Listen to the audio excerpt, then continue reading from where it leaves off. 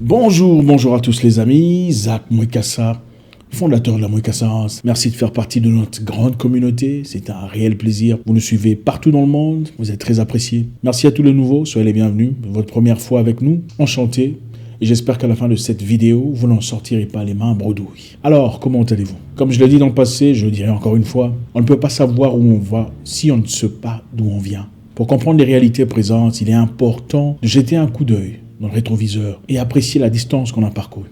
Aujourd'hui, on va parler d'un sujet très intéressant, un sujet qui pas seulement nous éclairera, mais nous permettra de comprendre comment parfaitement s'emboîtent les pièces du puzzle. L'Afrique a joué un rôle très important dans le développement du monde occidental. De Nice à New York, les populations mélanodermes, tirées de force du grand continent, ont été la base essentielle, le fondement, si pas la pierre angulaire du développement que vous voyez aujourd'hui. Peu avant la Première Guerre mondiale, beaucoup d'Africains furent recrutés pour être conjugués aux forces françaises, mais c'était principalement pour travailler dans les colonies françaises d'Afrique. Évidemment, pour préserver les intérêts de la métropole, garder les comptoirs de commerce, faire la police sur les populations locales, ils étaient plus des hommes des mains que des libres militaires français. En 1910, le général Mangin, un général français, après avoir certainement mangé du fromage ou du caviar ou des grenouilles, écrit un livre intitulé « Recours à la force ». Il dit que le sang des Africains était le prix de leur dette à la reconnaissance pour la civilisation que leur auraient apporté les Français. Donc pour lui, la mort des Africains, par explosion, par déboîtement de jambes ou par décapitation, enfin peu importe, était justifiée dans les guerres françaises pour justement payer la dette de la civilisation. Allez, il vous a appris à manger du fromage, du camembert, du caviar, des pizzas. Continuons. Je vous rappelle qu'avant, certaines personnes venaient volontairement faire partie des unités françaises en Afrique, espérant recevoir un traitement équitable de la part des colonisateurs. Ils pensaient qu'en faisant partie de l'armée, ils seraient traités équitablement et leur famille serait épargnée des supplices que vivaient beaucoup de personnes. Mais en 1915, pendant la Première Guerre mondiale, le volontariat laisse la place à la contrainte. Les jeunes sont pris de force, ravis brutalement de leur famille pour aller combattre pour la France. Allez, la France, combattants pour la France, l'honneur de la France. Et la civilisation des pizzas, des confitures, des camemberts, et du champagne qu'on n'avait jamais bu, je suppose, d'après le général Mangin. Continuons. Ces Africains combattant vaillamment pour la France sont connus sous le vocabulaire de tirailleurs sénégalais. Mais ils étaient en effet issus de 50 ethnies différentes. Ce qui composait les tirailleurs sénégalais, parce que les Sénégalais étaient recrutés en premier. Ensuite, on est allé chercher des gens de partout. On est allé chercher des gens forts sur le territoire qui constituait l'Afrique occidentale française, dans le Sénégal, le Mali, la Guinée, le Burkina, le Dahomey, le Niger, et l'Afrique équatoriale française, dans le Tchad, le Gabon, la République centrafricaine et j'en passe. Ils formaient tout ce qu'on appelait les tirailleurs sénégalais. Donc, beaucoup de jeunes hommes forts, refusant de se battre dans une guerre des Blancs, une guerre dont ils ne connaissaient pas la genèse, sont partis se cacher dans la brousse, dans les forêts, dans la savane, loin des recrutements forcés, influencés par des chefs locaux. Mais malheureusement, comme il fallait trouver une stratégie qui fait mal pour leur faire changer d'avis de force, c'est leurs familles qui en subissaient les conséquences. Et beaucoup refusant de voir leur père maltraité ou leur mère décidèrent finalement, cédèrent à la pression pour aller combattre pour la France, au nom des camemberts, des pizzas, du fromage. Continuons. Pendant la même période, un jeune pasteur au nom de John Chilembwe. John Chilembwe, pas Chilembwe. Il faut arrêter de franciser vos noms. Oh, Munungu, Musungu, Konate, Kumba. C'est quoi ça? Mon nom c'est Mwekassa, pas Mwekassa. Celui qui va encore m'appeler Mwekassa, je le...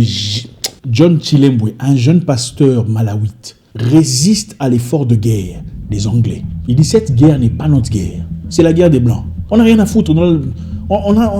C'est quoi notre intérêt? Nous n'irons pas mourir pour les Blancs dans leur guerre. Son nom, il a été exécuté.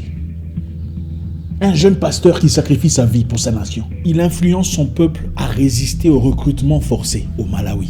Il se bat, il lutte. Un pasteur. Il aurait pu dire non, c'est la volonté de Dieu, pardon. Il n'a pas fait ça.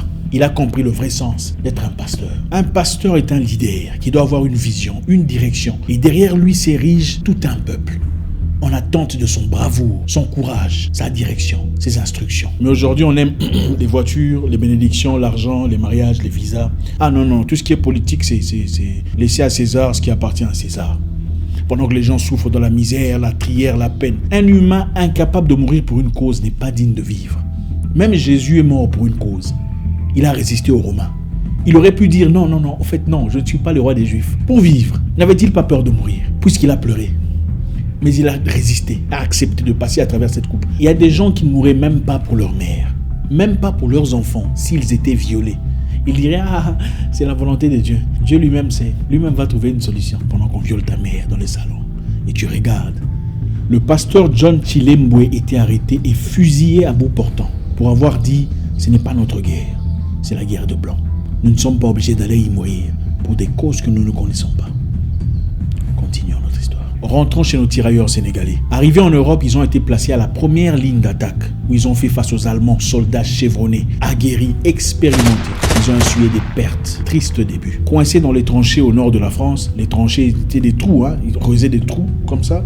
Vous vous mettez dans deux trous pour éviter à ce que vous soyez atteint par les balles. Vous voyez un peu, c'est une façon de... Ils ne faisaient pas seulement face à un seul ennemi, des commandos allemands chevronnés. Mais il y avait aussi le froid, l'hiver accablant et paralysant. Une première fois pour tous ces soldats issus des pays tropicaux. Les Africains sont partis en Europe pensant que l'homme blanc était supérieur, mentalement, spirituellement, physiquement, dans tous les secteurs de la vie. Mais c'est dans les combats de tranchées qu'ils ont réalisé que les blancs étaient aussi humains. Et que quand ils mouraient, ils pleuraient leur mère, maman, ou leur fille, ou leur fils. Et le sang qui coulait était le même sang. Et c'est là que beaucoup ont été démystifiés. Là qu'ils ont compris, au fait, nous sommes pareils. Il n'y a pas de différence, si pas plus fort. Les soldats africains étaient principalement recrutés pour leur courage, leur durabilité et leur manque de nervosité. D'après le général Mangin, certains récits disent que beaucoup de tirailleurs sénégalais ne voulaient pas porter des bottes de combat. Ils préféraient travailler pieds nus. D'autres personnes disent qu'on leur avait refusé des bottes. Donc, on ne sait pas trop qui a raison. Mais en tout, ils étaient courageux, braves, travailleurs. Beaucoup ont connu malheureusement la mort à cause du froid. Des climats complètement différents à leur lieu d'origine. Et ils avaient du mal à résister. Les conditions de combat étaient très difficiles. L'hiver était très rude et les tirailleurs sénégalais, incapables de résister, étaient placés dans des camps d'hivernage. Au Kouro, dans le bassin d'Arcachon, un autre camp d'hivernage destiné aux tirailleurs africains surnommé le camp de la misère, bâti en 1916. Les camps étaient bâtis sur des terrains insalubres.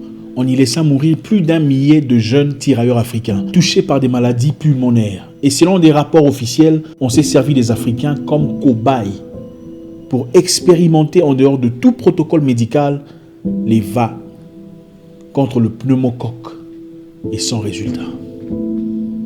Ouais, ça n'a pas commencé aujourd'hui, la cobayerie là. Ce n'est pas aujourd'hui ça. Est-ce que vraiment personne ne peut nous chanter une chanson? Les Africains ne sont pas des cobayes. Pas des cobayes. Pas des cobayes. Les jeunes là, ils ne peuvent pas faire une chanson comme ça. Les combats qu'ont menés les tirailleurs sénégalais étaient d'un acharnement extraordinaire. 2/3 de l'effectif étaient tombés. C'est normal. Ils étaient à la ligne d'avant, la première ligne, pendant que les généraux étaient derrière. En 1916, quand la guerre a chauffé, les Allemands étaient déterminés à assurer. Ils avaient pris une grande partie de la France.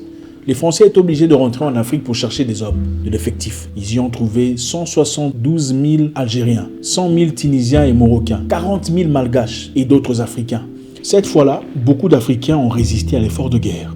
Il y a eu des révoltes au Bamako, au nord de Bamako, en Algérie en 1915 et 16. Pour encourager le recrutement et l'effort de guerre, Blaise Daigne, l'un des premiers officiers sénégalais, dit à ses congénères « En versant le même sang, nous gagnerons les mêmes droits. » Inconsciemment, j'en suis sûr. Beaucoup ont fait le sacrifice, nombreux sont partis, espérant gagner le même droit, inconsciemment. Paralysés par le froid en août 1917, 1400 tomberont sous les mitrailleuses allemandes, dont beaucoup de bombards.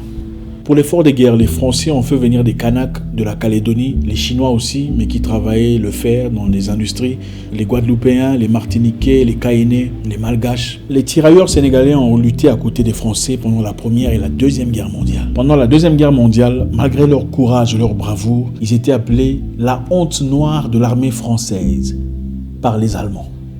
C'était une façon de minimiser, de ridiculiser les Français. Vous êtes tellement faibles qu'il a fallu aller faire appel aux Noirs pour assumer votre responsabilité à votre place. La honte noire de l'armée française. Et en 1944, après les grandes victoires de la France, les troupes noires sont dégagées pour un blanchiment de l'armée. Il était important que les populations voient que c'était les vrais Français qui avaient en effet gagné les guerres. Pendant la guerre, il leur a été promis un paiement, des avantages analogues aux avantages que recevaient les Français de souche. Mais arrivés en Afrique, au Sénégal, le salaire qui leur a été promis n'avait pas été délivré. Ils étaient mécontents. mais aguerris. Alors ils ont sémé de l'inquiétude autour de l'armée française au Sénégal, qui avait décidé de abattre beaucoup de ses militaires, leur accusant de révolte et de rébellion. Bon, les Français ont reconnu cette action, disant qu'il y a eu 35 morts, mais reste à savoir si c'était vraiment 35. Voilà. L'histoire est large et profonde, on ne pouvait malheureusement pas tout condenser dans une seule vidéo. On a essayé de tirer ici et là pour apporter quelques images. Voilà.